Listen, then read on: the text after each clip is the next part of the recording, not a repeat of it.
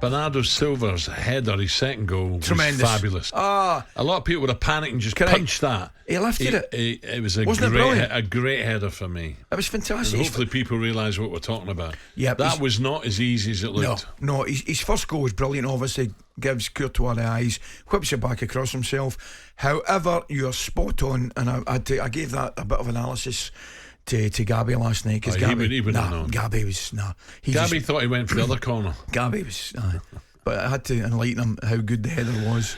Adrian was there for talkSPORT last night. Adrian, is that the best 45 minutes you have ever seen? Adrian, good morning. What a 45 minutes, mate.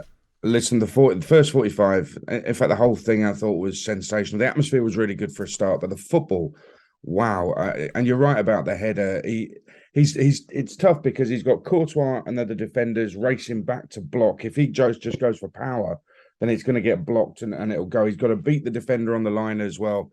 And he lifts it so superbly. It's a joy to watch. I've just watched it again this morning. What happened last night? I was at the game, obviously, and thoroughly enjoyed it.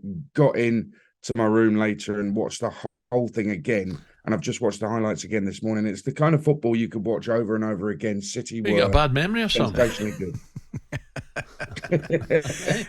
You got a bad memory. No time to think, mate.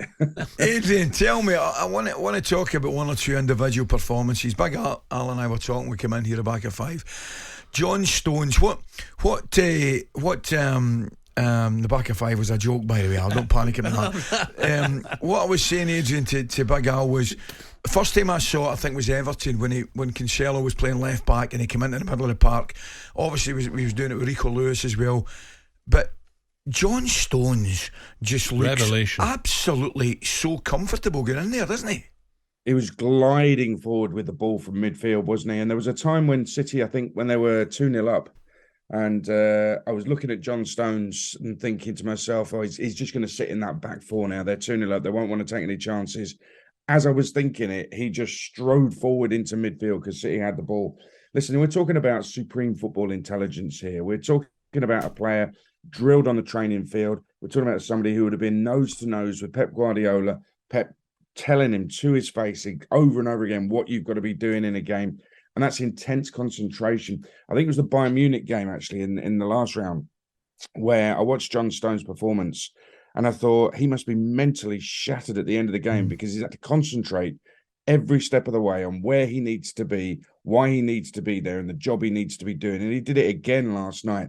We're talking about a world-class performer. And, you know, if that reflects on the pitch for England, then we've got Pep Guardiola to thank for it, because John Stones has suddenly emerged as one of the truly world-class players in football now. talkSPORT Breakfast with Alan Brazil. Thursday and Friday morning, 6 till 10. On AM, on DAB, via the talkSPORT app and on your smart speaker. talkSPORT.